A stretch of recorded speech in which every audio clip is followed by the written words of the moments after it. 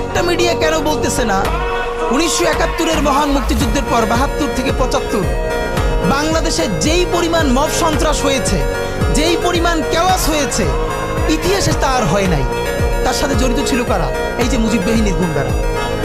আমার বাবা আমার মা বলেছে মুক্তিযুদ্ধের পরে যে অস্ত্রগুলো জমা দেয়া হয় নাই, সেই জমা না দেয়া অস্ত্র থেকে প্রত্যেকটা বাড়িতে বাড়িতে ছিনতাই, রাহাজানি। আমার মায়ের আজকে এই কথাটা বলি, আমার মা বলতেছেন আমার নানা একজন সম্ভ্রান্ত আলেম, তিনি যেখানে থাকতেন মুক্তি বাহিনী এবং পাকিস্তান বাহিনী কেউই তাকে কখনো আক্রমণ করেন নাই তার সম্মানে।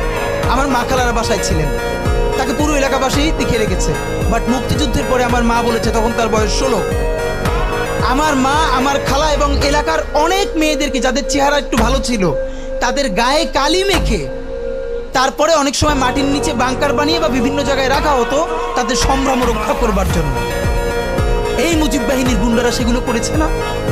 এমন কোনো চিন্তা নেই। ব্যারিস্টার ফুয়াদ ভাই সেদিনকে বলেছেন তার বাবা সে অসংখ্য সালিশ করেছে তাদের এলাকায় যে এই গুন্ডাগুলো মুক্তিযুদ্ধের পর বিভিন্ন জায়গায় ছিনতাই করতো, তারপরে এলাকাবাসী আইনে গাছের সাথে বাইধে রাখতো, এরপর এলাকার মুরব্বীরা আবার সব উদ্ধার কইরা মানুষের কাছে কাছে দিয়ে আসতো।